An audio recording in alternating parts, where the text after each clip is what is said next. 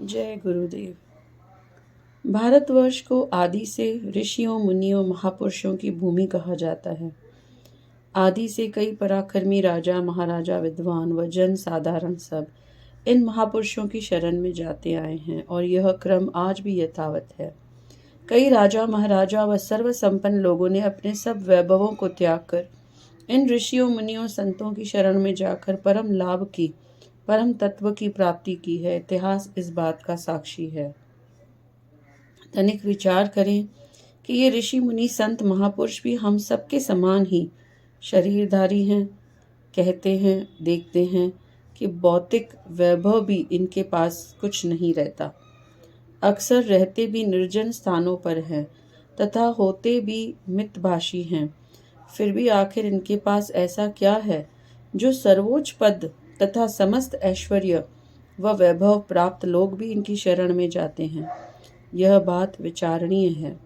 इस बात का विचार हम अपने मानसिक अध्ययन से आरंभ करते हैं।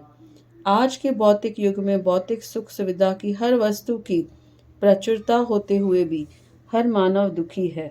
इस बात पर हम सच्चे मन से विचार करें तो हम देखेंगे कि अनेक सुख के उपाय करके भी मन सदा अतृप्त रहता है।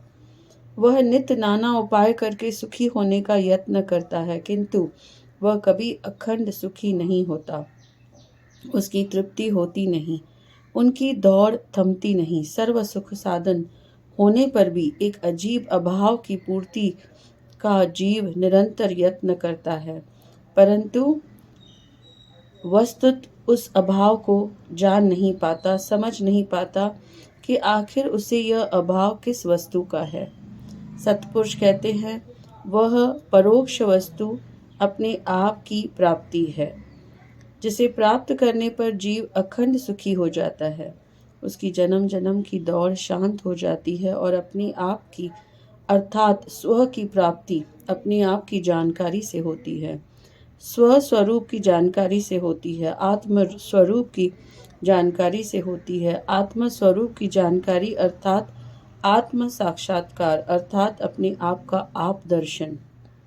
विज्ञान आज प्रत्येक पदार्थ के मूल को खोजता हुआ, प्रत्येक पदार्थ के मूल तत्व, तत्व के मूल अणु, अणु के मूल परमाणु, परमाणु के मूल नाभिकीय व विद्युत कणों मीनिंग इलेक्ट्रॉन्स तक पहुंचता है तथा उसकी मान्यता है कि प्रत्येक तत्व का मूल अविनाशी, गतिशील व शक्ति संपन्न अर्थात चेतन है।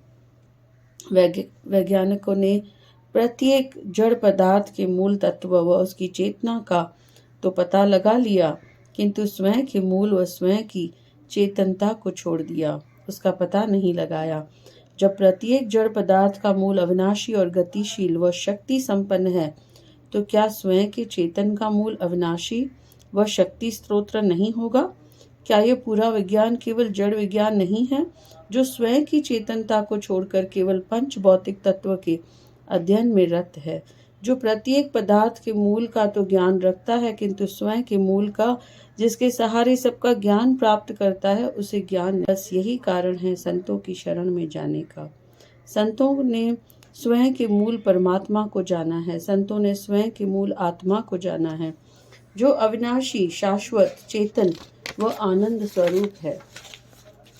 संतों ने प्रकृति व पुरुष के अधिष्ठान का ज्ञान प्राप्त किया है। वह ज्ञान वह मूल स्वरूप जो आनंद का भंडार है, जो स्वयं में तृप्त है, जो चेतन स्वरूप है, जिसे प्राप्त कर जीव अखंड सुखी होता है, उसकी दौड़ शांत होती है। इसी तत्व के ज्ञान को संतों ने वेदांत कहा है। वेदांत विज्ञानों से कहीं अधिक सूक्ष्म व विशाल विज्ञान है। ये रोचक वचन नहीं, यथार्थ वचन है। आदि काल से प्राचीन भारत के ऋषियों मुनियों संतों ने बाहर जगत का संपूर्ण रूप से अध्ययनकर्ता का अध्ययन किया। उन्होंने बाहर जगत को बाहर कर कभी पहाड़ों पर, कभी जंगलों में, कभी निर्जन कंदराओं में, कभी एकांत में वर्षों बैठकर अपने मूल अर्थात मैं कौन हूँ की खोज की। कई वर्षों की खोज के पश्चात उन्होंने अपने भीतर की यात्रा में अपने मूल को पाया। इस मूल की खोज में जो जो उन्होंने पाया वह बहुत ही विस्मयपूर्ण था। वहाँ उन्होंने कई अलौकिक शक्तियों से साक्षात्कार किया। जिनके आगे बुद्धि भी काम नहीं करती है और इस प्रकार वे अथाह शक्ति संपन्न बने। सबसे बड़ी बात तो यह है कि इतनी शक्ति होने पर भी वे अपने आप में अर्थात अपने संतत्व में स्थित रहे। अपने आप में स्थित बने रहने का अभिप्राय यह है कि इतना सब होते हुए भी वे अपने आप में समाहित रहे और अपनी मर्यादा से बाहर नहीं गए। यही उनकी सबसे बड़ी महानता है। ऐसे ही एक महान सत्पुरुष संत बाबा हरदास राम, जिनका जन्म पाकिस्तान में हुआ और भारत पाकिस्तान विभाजन के बाद उन्होंने जलगांव शहर में आकर अपने मंदिर बनाया, एक वृद्ध आश्रम बनाया और जहाँ पर उन्होंने कई भक्तों को इस चीज़ का अनुभव कराया कि अंदर की तरफ जाना है, अपने आप से पूछना है कि मैं कौन हूँ। अब विचार करें कि क्या अब भी उचित नहीं कि हम ऐसे सत्पुरुषों की शरण लें।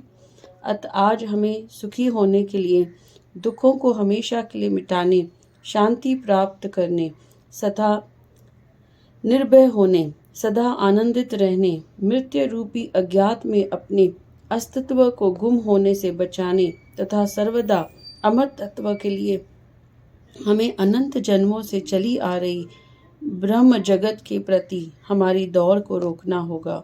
रुककर सोचना होगा कि मैं कौन हूँ, किसके पीछे दौड़ रही हूँ, क्यों दौड़ रही हूँ।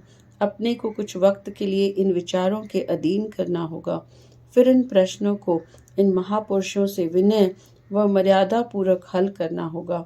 उन्हीं के द्वारा बतलाए गए रास्ते पर निष्ठा व श्रद्धा भक्ति पूर्वक चलना होगा और फिर हमें मिलेगा हमारा असली अपनत्व, अपना स्वरूप, अपनी आत्मा, जिसके लिए हम अनंत जन्मों से दौड़ रहे हैं। सभी सच्चे महापुरुष परम पूज्यवत प्राप्त महापुरुष समान पद के अधिकारी हैं। हम ऐसे सभी महापुरुषों को एक ही आदरणीय दृष्टि से देखना चाहिए। सच्चे संत अब बहुत थोड़े हैं, लेकिन अब भी हैं और जब तक संसार रहेगा सच्चे संत जगत में रहेंगे। हम ऐसे सच्चे संतों की खोज कर उनका सानिध्य प्राप्त कर अपने जीवन को सफल बनाना होगा। सृष्टिकर्ता की उत्कृष्ट कृति इस मानव जीवन का सम्मान करते हुए उसे उत्कृष्ट कृति साबित करना होगा। जय बाबा हरदास राम, जय बाबा गेला राम।